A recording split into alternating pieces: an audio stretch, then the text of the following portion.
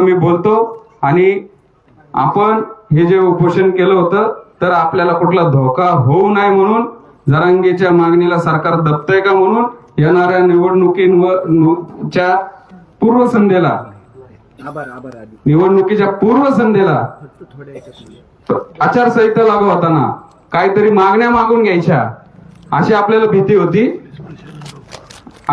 भीती होती परंतु आपण आपल्या उद्देशामध्ये साध्य झालोय। ह्या जातीयवादी तुतारीची सुपारी घेणाऱ्या मनोज जरांगेला इथनं पळून जायला लागलंय याच्यात आपलं यश आहे। त्यामुळे मला असं वाटतं आपल्या वरिष्ठांच्या सांगण्यानुसार की आपण आपलं उपोषण तात्पुरतं स्थगित करावं।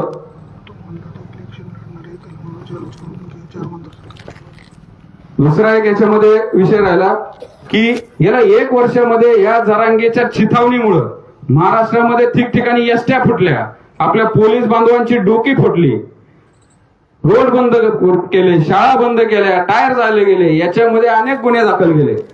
पण या एकनाथ शिंदेंनी या जरांगेच्या धमकीमुळं हे गुन्हे मागे घेतले। मग जर तुम्ही मराठा समाजाच्या आंदोलनाच्या वेळी जे काही गुन्हे दाखल झालेले मागे घेतले तर मग आमच्या ओबीसींनी काय पाप केले? आमचे ऍडव्होकेट विजय खटके त्यांच्यावर गुन्हे दाखल आहेत काय तर फक्त निदर्शनं केली म्हणून आणि पोलिसांची डोकं फोडली, सरकारी मालमत्तेचं हजारो करोडो रुपयाचं नुकसान झालं, ते गुन्हे तुम्ही माफ करताय आणि आमचे गुन्हे माफ नाही करतायत। किती मोठा हा अन्याय आहे। महाराष्ट्राची जनता बघती, सरकारने आचारसंहिता लागू व्हायच्या आतमध्ये ओबीसी आंदोलकांवर जे गुन्हे दाखल झाले ते गुन्हे मागे घ्यावे। आणि मनोज जरांगेला आता शेवटचा इशारा आहे, शेवटचं त्याला एक आव्हान आहे। मला मी मागचं उपोषण सुटलं, मला आता इलेक्शन चालू झालंय, आता मी इथं काय करू, साल्यान घेऊन उपोषण कसं करू? आणि म्हणलं की मी आता महाराष्ट्रात फिरणार, 288 उमेदवार उभे करणार। अरे जरांगे तू या इथल्या 4 मतदारसंघामध्ये बघतोय ना, तू उमेदवार दे बीडच्या आणि ते निवडून आणून दाखव। तुझा सत्कार आंतरवाली सराटीमध्येच येऊन कर, तुझ्यात हिंमत असेल तर विधानसभेला उमेदवार दे, फक्त सुपारीबाजी करू नको। कारण की आता आम्हाला सगळ्यांना कळतंय, याला सपोर्ट करा, त्याला सपोर्ट करा, सुपारीबाजी करा। निवडणुकीला उमेदवार जाहीर करायचे आणि निवडून आणायचे, सर्व तमाम ओबीसी आंतरवाली सराटीमध्ये येऊन तुझा सत्कार करते। एवढं बोलतो बांधवांनो। आणि हे जे आपलं 9 दिवसापासून चाललेलं उपोषण आहे हे आपल्या सर्व वरिष्ठांच्या सांगण्यावरून आव्हानाला मान देऊन तात्पुरतं आपण आता स्थगित करतोय। परत जर का हा जरांगे उपोषणाला बसला तर आपण इथं परत उपोषणाला येऊ। आपल्या ओबीसी आरक्षणाला आपण कधीच धक्का लावून देणार नाही। धन्यवाद।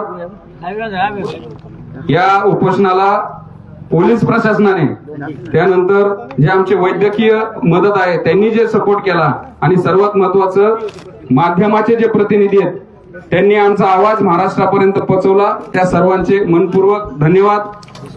आंतरवाली सराटीमधील सर्व ग्रामस्थांचे धन्यवाद। जय भीम, जय ओबीसी, जय संविधान।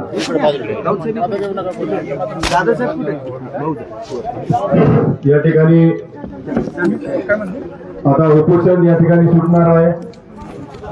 सर्व ज्येष्ठ ओबीसी नेते माजी आमदार नारायणजी मुंडे साहेब, श्रीराम राठोड, जाधव साहेब, ढोले साहेब यांना विनंती करते आपण या ठिकाणी आणि घेऊन उपोषण या ठिकाणी स्थगित होत आहे।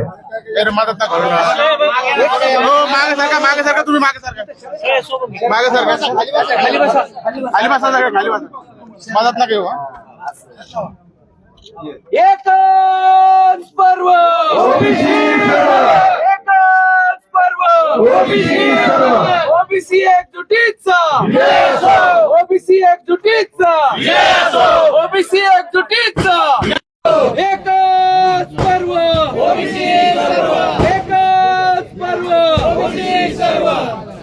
नक्कीच आपण हे युद्ध या ठिकाणी जिंकलो। बांधवांनो या ठिकाणी आता उपोषण करते अँब्युलन्स मधून आपल्या मंडळ स्तंभावर जाणार आहे, तिथून ते सिव्हिल हॉस्पिटलला ऍडमिट होणार आहेत। त्यापूर्वी आभार प्रदर्शन मी पंडित वाटवे यांना विनंती होते आभार प्रदर्शन करावं।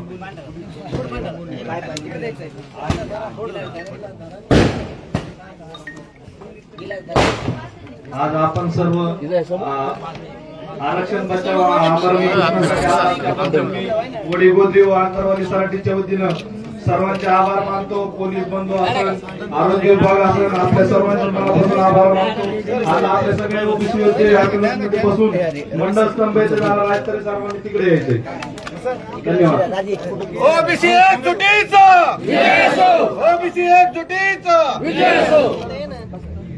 बस जास्त नको. एमटी स्टमक आहे.